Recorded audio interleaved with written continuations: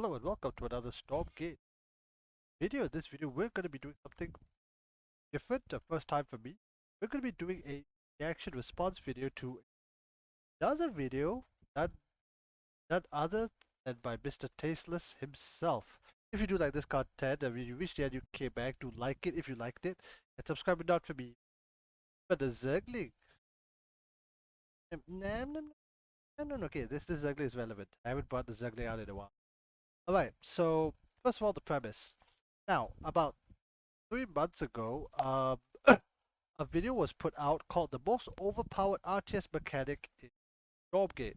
So what I'm going to be doing is I'm going to be watching the video and giving my thoughts and comments. Now, this isn't a reaction in the traditional sense because I've watched this video like 6 or 7 times at this point. I've also got quite a bit of a research prepared specifically for it. And what I want to do in this particular video is to go through some of the points and talk about, to dive a bit deeper into the topic of what is the most powerful RTS mechanic. Do I agree? And how does this fit into Stormgate? So before we start, who did this? If you don't know, who did this video? Well, this guy. I'll make room for you, Pickle. Here, I'll move this stuff. So we can't really do much until this guy moves. Right. So this gentleman right here is none other than a man by the name of Nick Polt, better known as, he's got his own Wikipedia page, damn. Better known as Tasteless. So Tasteless is one of the longest running commentators of StarCraft 2. He moved out to Korea, has been casting professionally for close to 10, 12 years now. He's got wonderful social media. He's got a Twitter, he's got an Instagram, he's on Cameo. More importantly, and I think I hope to help him as well, is that he also does English cast for the ASL. So this is the StarCraft 1 commentary for the ASL, the Africa Star League. Basically him. Yep, that's him.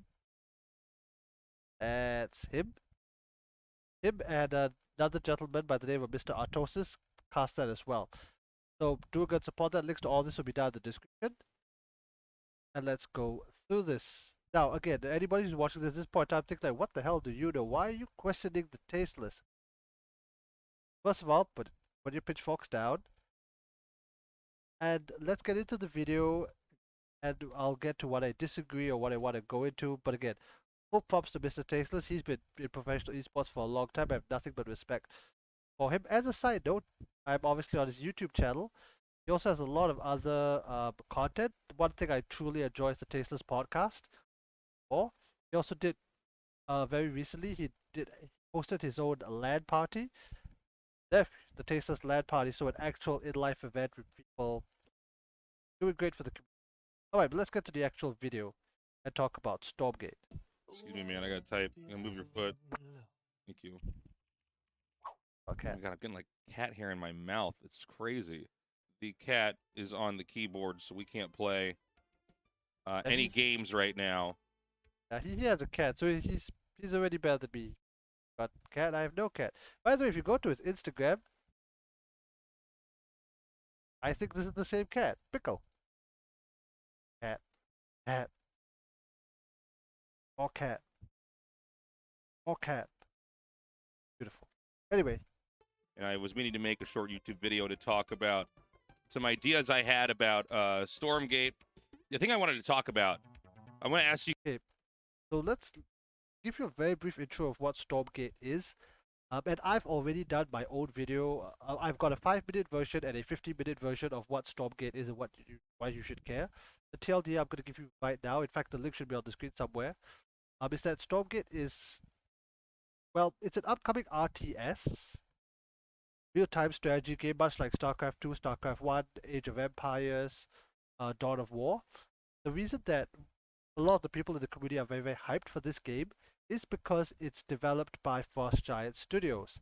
And the key reason is that the team behind it are all of the is largely the ex-StarCraft 2 team. The former director of StarCraft, the director of Warcraft 3, lead engineer StarCraft 2, lead artist on StarCraft 2, lead designer on StarCraft 2. Now this guy, co-op design. Okay, this one is important. We'll get back to this, gentlemen, soon. That's what Stormgate is. As of right now, when I'm recording this, not much has been released about the game or the gameplay. It's still very, very much in development. But we can still speculate. We'll still go over the points. Okay, You guys in the chat, quick question here. Out of Warcraft 3, StarCraft Brood War, and StarCraft 2, what is the most overpowered thing out of all three of those games? I got the Because answer this is wrong. a thing I want Stormgate to not do. Again, I don't know what their game looks like right now. I've seen basically whatever you guys have seen as well. But I have this recommendation for them on something they want to watch out for or be very careful if they implement. Heroes in Warcraft 3. Okay, that's a very, that was actually not the direction I was going in. But yes, Heroes in Warcraft 3, extremely powerful. I wasn't counting Warcraft 3 heroes because that's like what the whole game's about. Let's just pause on this point real quick to go into a tangent. Now Stormgate is now Foster is actually very, very, very active on their own subreddit, and they actually have a thing going on. Oh dear, they actually have something going on, where they'll post topic and discussion threads for the community to actually do. This is a good example of it. I've already done a video on this about the war chests and battle passes, but they actually did do a discussion topic on on heroes. So what they would do is they would post a discussion topic. Now this was done so long ago that it was on the Frost Giant subreddit, and we could discuss about heroes there. They also would then post a response to that. So yeah, so they would post a topic, people would respond, they would then go through it and then talk about it. So here's a comment. By the way, I do intend to make a separate video on um threads. So if you subscribe, you hope and press the little bell icon, then hopefully you're gonna see a bit of me rambling on about various things. Okay. But Tasteless is not entirely wrong because But yeah, I mean, it's insanely powerful. hold on. Someone got Look it at right in the chat. Creep. Dane's nailed it. Creep is Let in Tasteless go on for StarCraft a 2. while. Now, I want to point out, I like, from a game design point, I like what they did with StarCraft 2 and Creep because I think it made it very Zergy.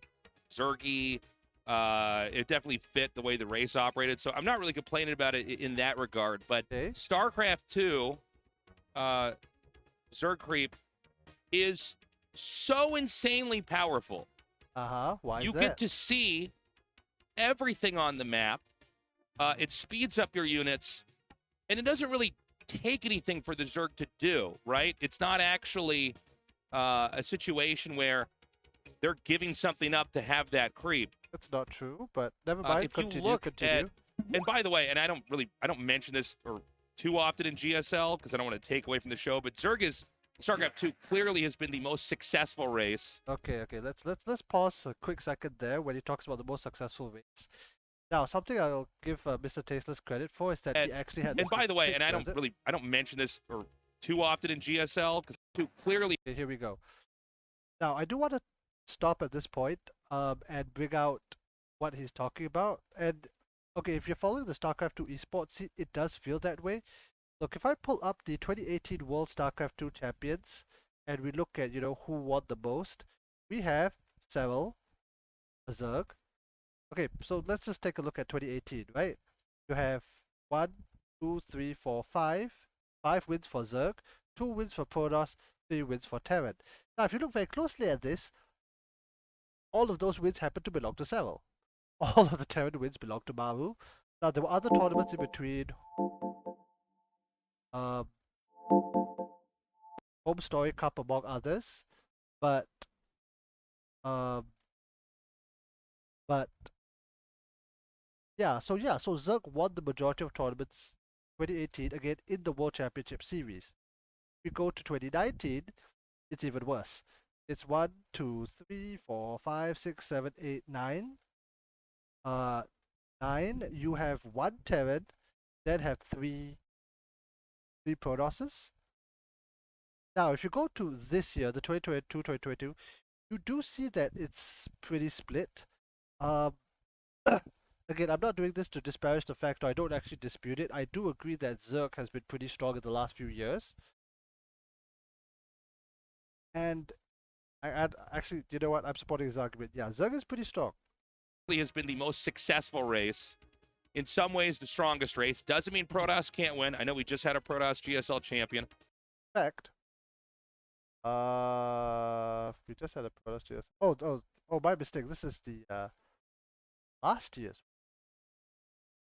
Yep. Anyway, you were what? Doesn't mean Terran can't win. Obviously, Maru, great player, won tons of GSLs, but it is so insanely powerful in the sense that, like, if you watch a Terran versus Zerg, there's no way that the Terran can drop without the Zerg knowing, and therefore just preempting it and meeting it. Really? A question in the chat: what do you think about if Creep no longer gave vision but acted similarly to those to sensor towers, maybe a different stylization on the effect? With that. Now, see, I'm open to that. I just want to make sure, because out of all the games I've casted, and being someone who plays RTS as well, when you start to look at what a Pro Zerg can do and see the entire map here and effectively control the game. Okay, so I would just like to pause to mention, again, I'm going to let Tasteless continue, let him finish his argument.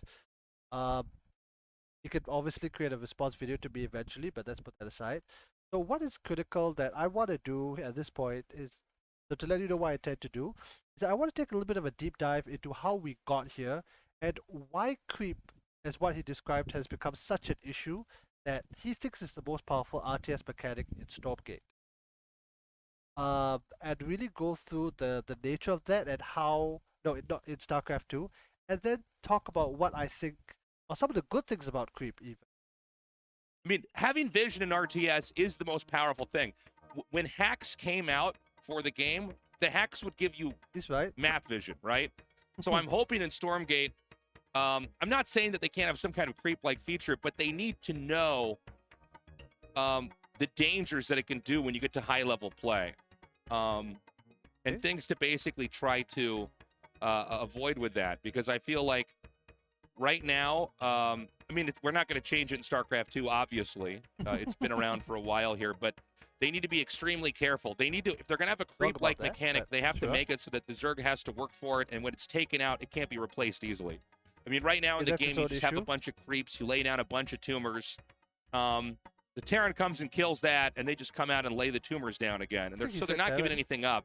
If you look at the way Zerg operates in StarCraft 1, they have Zerglings, they have to put Overlords out. And keep in mind, an Overlord basically a supply depot. If you lose that, you can't make stuff. So the Zerg has to actually put themselves at risk in order to have map control, in order to spy on the opponent. And that can be denied, where I think the creep mechanic is just not good. So I'm hoping that for when they... I don't know how far along they are in designing Stormgate, but I do hope that they really consider being very careful about creep issues and stuff like that moving forward. By the way, if you're watching the video on YouTube, give me a subscribe. All right. We'll pause here. Okay, so thank you, Tasteless, for your argument. I would now like to retort. Okay, not really retort, but I do have something I would like to add. Certain nuances that I would like to throw in specific to creep. Okay, so let's discuss something. Now, there's certain inaccuracies that I do believe Tasteless has made. Some things, again, this video was a while ago, so there are certain facts that have come out after this video that... that every race should have more something like creep. I don't know. But let me know. We're going to be having a lot of Stormgate content as that game gets closer and closer to actually coming out. Okay. So I want to go into some nuances and explain some of the points. Some of the things he mentioned I think are kind of incorrect. Some of the things I completely agree with. So let's start off with the basics, which is what exactly is creep. So if you go to Wikipedia, creep is a Zerg structures are a giant organism making a Zerg colony a living creature. To provide nourishment and infrastructure, the Zerg produce a living carpet of biomatter that invading forces have dubbed the creep. Creep is a purple slide which also constructs... Okay, you know what? Yeah. Okay, so this is what creep is. Yeah, this is actually just a joke page. Okay, so this is what creep really is. It's this thing that comes out from all your hatcheries and goes out. Now, something that Mr. Tasteless very correctly mentioned was that in StarCraft 1, let's go to video, creep works fundamentally different. So what happens in StarCraft 1 is that that's a creep colony. Yeah. What happens in StarCraft 1 is that put down a creep colony like this, and then you have a bunch of creep for you to build buildings. A fundamental change that was made in StarCraft 2 was that you could place tubers to allow creep to spread out across the map. So when Tasteless said earlier on in the video that it works very, very well. Someone got it right. I like, from a game design point, I like what they did with StarCraft 2 and Creep because I think it made it very Zergy. It definitely fit the way the race operated. So I'm not really Okay, so to expand a little bit about this point, I completely agree with Tasteless here. And the idea of the Zerg, like, take a look at this artwork. The idea of the Zerg is that it's almost a parasitic organism. It's almost a parasitic organism that its entire goal under the swarm is to take all of the biomass, all of the resources everywhere, and just convert it for their own. It's basically to eat everything in existence. And the idea of taking over even the map and covering it with creep to say that this is my territory, get lost, is a major factor into that. And it's actually very, very satisfying as somebody who's played some amount of Zerg to spread the creep out to have that vision. And if you look at, for example, what a minimap could really, really look like, this is an old game, but still, the moment you step on the creep, it actually creates that feeling. Again, if you're playing as the attacker, Terminator, or Protoss, it actually creates the feeling, okay, you're now in enemy territory, you need to be a bit more careful. Now, that said, that's what creep is. Now, something Tasteless said right at the beginning, which is really, really interesting. Creep, basically whatever you guys have seen as well. But I have this recommendation for them on something they want to watch out for or be very careful if they implement. Heroes in Warcraft 3. Okay, that's a very, that was actually not the direction I was going in, but yes, Heroes in Warcraft 3, extremely powerful. I wasn't counting Warcraft 3 heroes because that's like what the whole game's about, but yeah, I mean, it's insanely powerful. Someone got it right in the chat. Creep. Dane's nailed it. Creep is in StarCraft 2. Now, I want to point out, I like, from a game design point. So here's the thing that I want to point out that's very, very interesting about this particular statement, that it's not a matter of heroes, it's a matter of creep. That's not 100% true, because if we go back, because here's the thing, the way you spread creep in StarCraft is you have to use this unit called the Queen. Now, so here's the thing, so Queens are, well, it's a unit you get from the hatchery, and from the creep you have 3 core abilities, which is the creep tuber, the lava, and the transfuse. It's basically an energy spellcaster economy, and you have to decide what you want to do with your energy. And here's the crazy thing, as far as I understand, if you go back to the original StarCraft 2 Alpha, and you look at what was initially planned for the Zerg, again, this never got into gameplay, this never got to anything.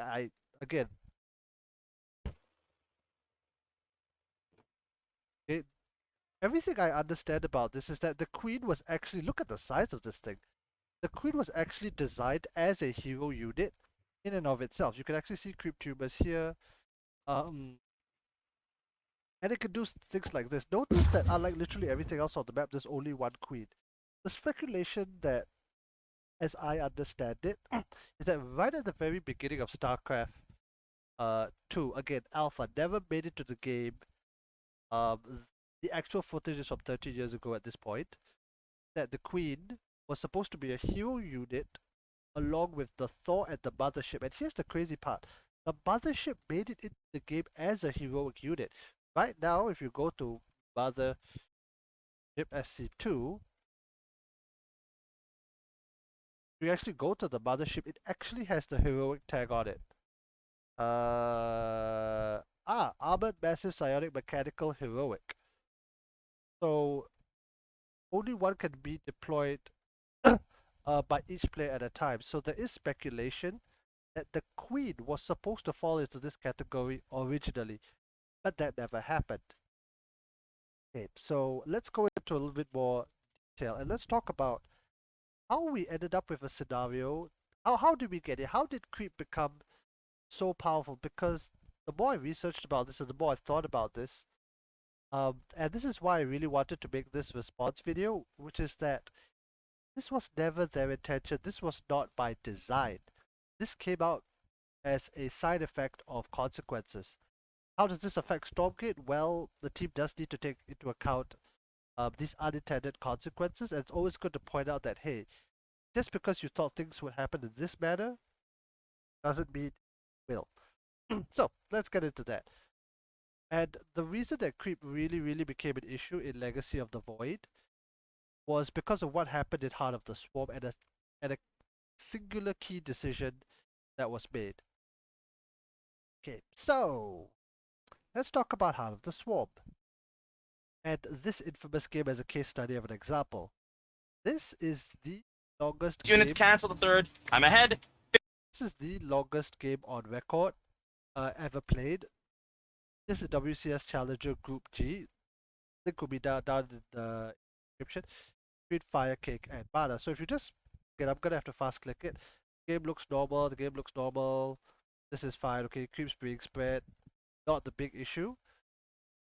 The thing that and you're wondering, okay, this looks, if you're looking at this as a modern StarCraft 2 player, it's like, okay, this is fine. Everything here is normal. You have your Colossus. You have this strange ball flying about, but that's the only thing. The thing that happened in Heart of the Swarm, due to these damned creatures, the Swarm host, was that the game got very turtly. So as we go on into the game, you started to see, and this becomes important later, you start to see that it came to a point that there was an absolute stalemate. Notice how the map is at 31 minutes and 32 seconds. If we jump forward, let's say, to 10 minutes later. 7,300 remaining on the map. There are 11,075 as of when I started calculating. Probably around 10k, 9k by now. Yeah. Do you know what? It's actually surprising me, right? Okay. Oh, by the way, something I actually like to do for this video as a complete side note is I like to put this on in the background and just enjoy or admire how the commentators kept talking for another hour. Again, I've clicked here. This is exactly the same. I click here. More or less the same. We ended up in this very long turtle stalemate approach, and this was honestly hurting the game. As a side note, this player, Mana, he's still making content, he's still doing things. This is his YouTube channel. His last video upload was 20 hours ago of this type of writing. So yeah, go follow him, give him the love he deserves. He definitely deserves more views than this. So this was Heart of the Swarm. Now, they wanted to make things more dynamic as they moved from Heart of the Swarm to Legacy of the Void.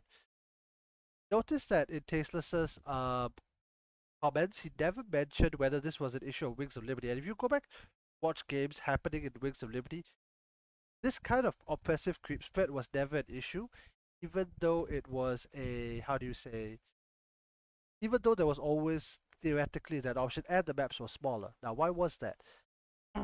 Now, taking reference from this article from Terran Craft, is that a new economy system was introduced along with Legacy of the Void. The two main changes are, and I quote, in order to encourage aggression, we intend to create more places to attack. To do this, we're incentivizing faster expansions, so on and so forth, and the starting worker count.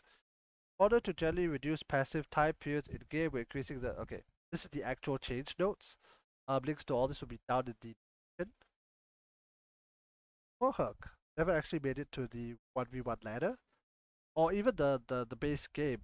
It's easy co-op. Okay, so what happened in Out of the Swarm to Legacy of the Void was that they decided to make the game, as they said, more action-packed. It would speed up the rate of the game. Now that's an extremely controversial topic. Again, Terran Craft has written one of, well, Artosis has called this one of the best articles ever written on StarCraft.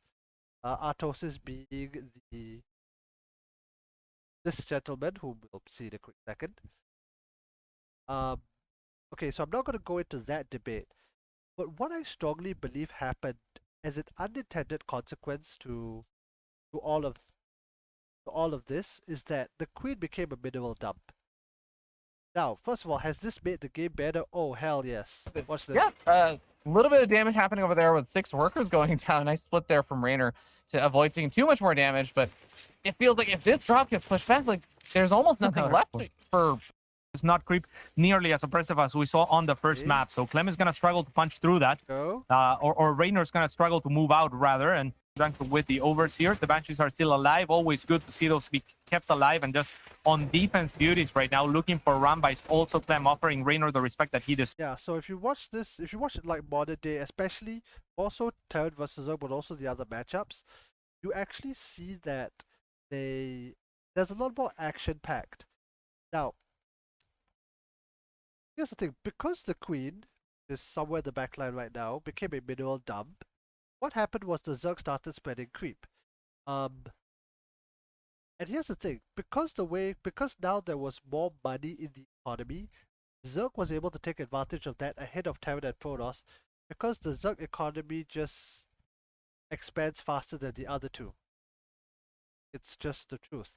A Zerg will almost always take their base faster than the Terran and the Protoss, and will be able to stay a base ahead simply due to how the economy and mathematics work. Now, there are people who dispute that, there are people who don't like that, but that's currently how the game simply is.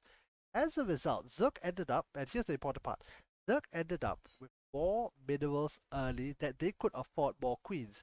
If you look at any modern day TVZ or even TVP, a Zerg player needs to start amassing queens in order to defend early wave pushes. But because we're making queens, and again I've played a fair amount of Zerg, because we're making queens to defend early game pushes, we might as well spread that creep. And I don't fully know if this was an intended consequence of the worker start. That the queen became the mineral dump, that then became the linchpin that the entire Zerg race revolves around. In a way that, was, as far as I know, unintended.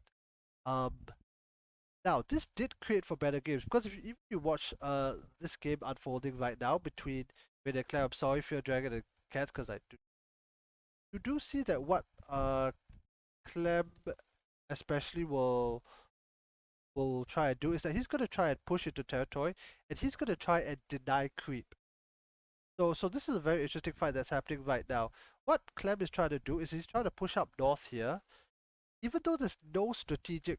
Here's the thing, look very closely at the mini map. There's no base down here where Clem is pushing, but he's pushing up here to push back the creep, so that Vader does not have the ability to first of all get that vision, and more importantly the speed boost. Of course, Vader's doing his best to try and push Clem back, and you have this very exciting, very action-packed tug of war between the Terrans who's doing this multi-prong. Notice Clem has an army on the other side of the map. Recently just retreated. The Observer couldn't even catch everything. Okay, here we go. He's pushing up here so they can try and push it there. We have queens up there spreading creep right now. And that's one core issue, which is the unintended consequence of the queen, and that's why creep has become such an issue.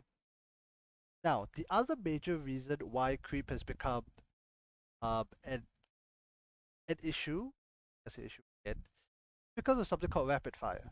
So, what's rapid Central fire? example, boom, pass them all. Okay. Phoenix is another example I could come up with. Rapid fire lift if you want to. So let's just jump right in, and let me show you what rapid fire is. Essentially, it allows you to spam abilities very quickly without the need for clicking with the mouse. Okay. Thank you, Probe. By the way, this other gentleman, Probe SC2, he's actually one of the top players in Australia. He has won the qualifiers for the Australian region multiple times.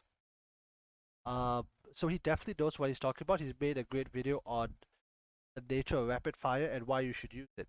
Now, the reason I'm bringing this up is that this is something Tasteless said. Yeah. Like, if you watch a Terran versus Zerg, there's no way that the Terran can drop on the effect. Now, see, I'm open to that. I just want to race. Doesn't mean Protoss can't win. I know we just have. This is the most powerful thing. When hacks came out for the game, the hacks, the dangers that it can do when you get to high level play.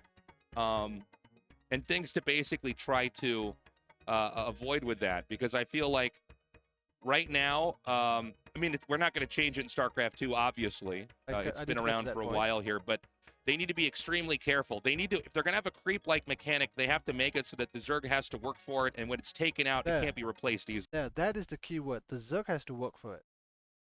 Now, here's the thing. Here's the thing about rapid fire.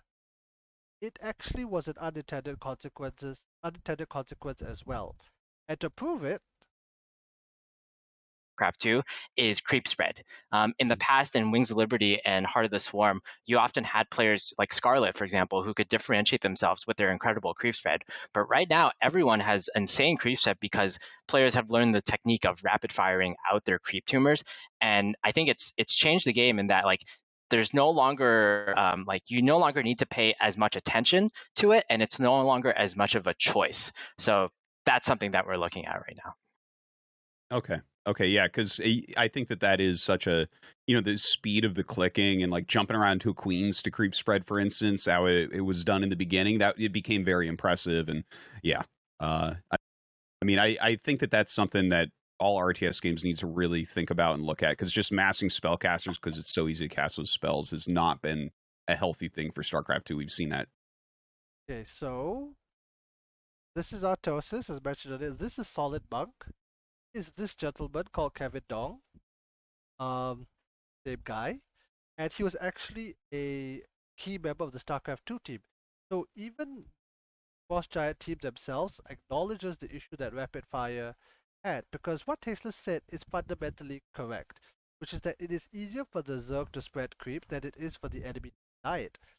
But this was an unintended consequence, because the StarCraft 2 team, when rapid fire was, the word they always use in discussion is discovered, because it took a while for players to understand that they could use this mechanic, so to speak, in order to, get the creep out faster. Easily. I mean, right now in the game, you just have a bunch of creeps, you lay down a bunch of tumors. The Terran comes and kills that, and they just come out and lay the tumors down again. And they're not giving anything up. If you look at the way Zerg operates in StarCraft 1, they have Zerglings, they have to put Overlords out. And keep in mind, an Overlord basically a supply depot. If you lose that, you can't make stuff. So the Zerg has to actually put themselves at risk in order to have map control, in order to spy on the opponent. And that can be denied, where I think the creep mechanic is just not. Give me a subscribe and a like if you would, please. Let me know what you think in the comments. Appreciate it. Back to the cat. Who has not moved yet. Of the video. Talking about the cat. All right, so let me wrap up my video.